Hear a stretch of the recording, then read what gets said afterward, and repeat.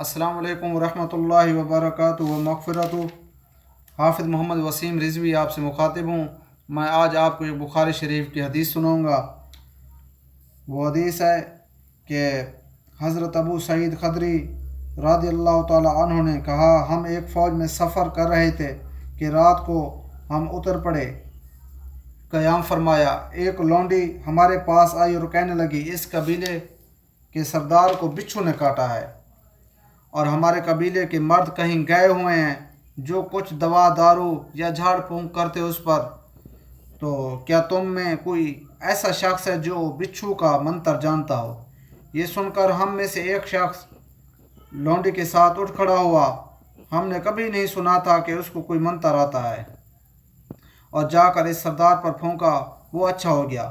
اس نے 30 بکریاں انعام کے طور پر اس کو دلوائیں اور ہم سب کو دودھ پلوایا۔ جب وہ شخص خود حضرت ابو سعید خدری رضی اللہ تعالی عنہ تھے، اس کے سردار کے پاس سے لوٹ کر آیا تو ہم نے اس سے کہا، بھئی کیا تم کو خوب منتر کرنا آتا ہے؟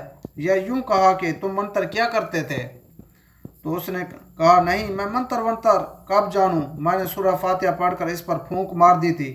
اس وقت ہماری رائے یہ قرار پئی، صحابہ کرام نے آپس میں یہ طے کیا کہ بکریوں کے باب میں اپنی طرف سے کچھ نہ کہو، یعنی کہ اس بکریوں کو رکھنا ہے یا نہیں رکھنا، اس کا ان بکریوں کے یہ جو سورہ فاتحہ پڑھ کر پھونک ماری ہے تو اس کا معاوضہ بنتا ہے یا نہیں بنتا، یہ ہم رسول اللہ صلی اللہ علیہ وسلم سے پوچھ کر یہ کریں گے، پہلے ہم نہیں کر سکتے کہ یہ شریعت اجازت دیتی ہے یا نہیں دیتی۔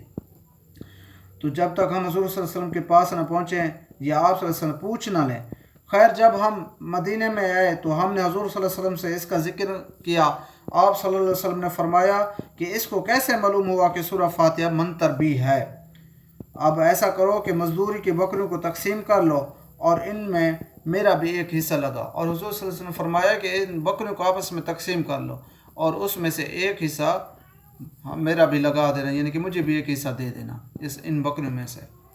تو سورہ فاتحہ کی بہت بڑی فضیلت ہے، ہمیں چاہیے کہ سورہ فاتحہ پڑھنی چاہیے۔ یہ قرآن مجید کی، نبی پاک نے فرمایا کہ قرآن مجید کی اجر کے حساب سے بھی بہت بڑی فضیلت ہے، اور اگر یقین کامل ہو، اگر یقین ہو کہ ہمیں سورہ فاتحہ پڑھ کر کسی بندے پر ہم پھونکیں گے جیسا صحابہ کرام نے پھونکا ہے تو اللہ تعالیٰ شفاعت عطا فرمائے گا، اللہ ہی شفا دینا والا ہوتا ہے۔ تو آخر دعوانا ان الحمد للہ رب العالمین۔